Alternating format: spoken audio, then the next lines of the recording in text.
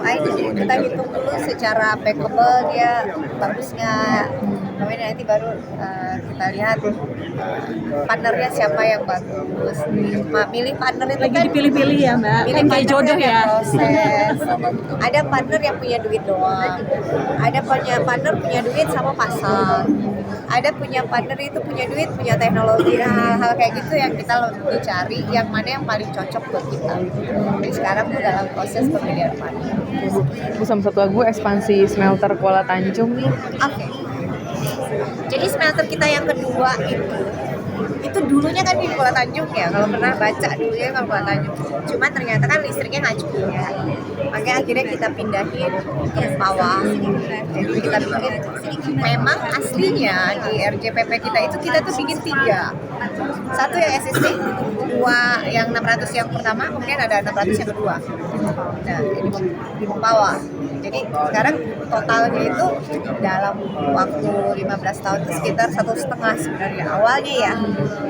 Nah, sekarang kita ngejar 1 jutanya dulu, 900-nya dulu. Nah, 900-nya ini karena listrik yang di Kuala Tanjung itu nggak signifikan. Jadi kita kalau bangun yang baru itu perlu 1 giga.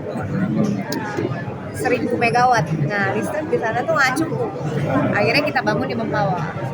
Nah, kalau di Mempawah opsinya masih banyak kan. Kita masih bisa pakai batu bara, kita beli listriknya dari PLN atau yang lain-lain, itu masih bisa kan. Tanpa kita bangun sendiri. Jadi secara KSI pun masih ada proses ke depannya nantinya. Nah, nanti yang di Kuala Tanjung tetap kita akan ada additional penambahan kapasitas. Karena kan itu udah tua ya, kita pasti ada renewal, ada modernisasi. Target kita sendiri, kita itu sekarang lagi studi berapa ton bisa kita tambahin di sana dengan kapasitas listrik yang available saat ini di Provinsi Sumatera Utara. Apakah target kan FS ya Bu ya? Nah, targetnya tambahannya sekitar 100.000. Kira kapan Bu maksudnya FS? Ini lagi studi nih. Tahun ini atau studinya harus jalan tahun ini. Karena kan itu biasanya kita put semuanya akhir tahun, nanti kita pilih mana yang paling bagus, yang mana duitnya paling banyak ya. FID itu kan sebenarnya itu ya konsepnya ya. Mana yang paling untungin dari semua investasi. That's one of the things yang kita lagi tahu.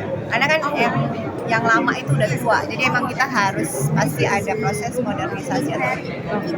Siap. Jadi harapannya nanti di sana itu bisa sampai 400.000 lah. Naik ya Bu ya. Hopefully ya. Okay. Tapi itu aims-nya. Tapi tergantung listriknya ada atau enggak. Itu masalahnya. Target listrik. Masalah listrik itu kan kemarin di rootnya Pak Dirut juga sempat bicara soal cost dari PLN itu. Sebenarnya memang costnya nggak masuk dari biaya produksi sehingga semakin besar atau seperti apa? Atau ada Inalum mau bikin yang listrik EBT-nya untuk mengurangi. Jadi kalau di industri aluminium itu ada pakemnya. Kalau dia 0 sampai 3,5 sen, itu biasanya ongkosnya di kuartal 1. Dia pasti yang paling murah. Inalum hari ini yang di KT itu masuk di sana. Kita itu salah satu yang biayanya tuh signifikan low di situ. Karena kita biaya listriknya itu di bawah 3,5 sen. Kemudian fase kedua itu antara 3,5 sampai 5,8. Nah itu kuartal 2-nya. Di situ tuh masih untung, tapi mungkin nggak sebanyak. Tapi dia pasti masih lewat. Nah itu harapan kita pasti kita kalau boleh di kuartal 2 max ya, gitu di 5,8 sehingga apa? Sustainability bisnisnya jalan. Gitu. Jadi apapun yang terjadi dengan komoditi harusnya nggak bikin negara. Ada lagi yang di kuartal 3 kan 5,8 sampai 8 sen.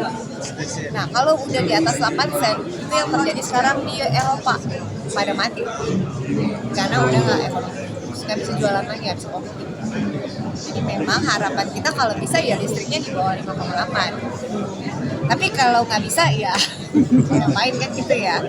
Tapi harusnya kalau pakai empat hal ini sih harusnya masih bisa kalau kita pakai teknologi yang Chinese teknologi ya.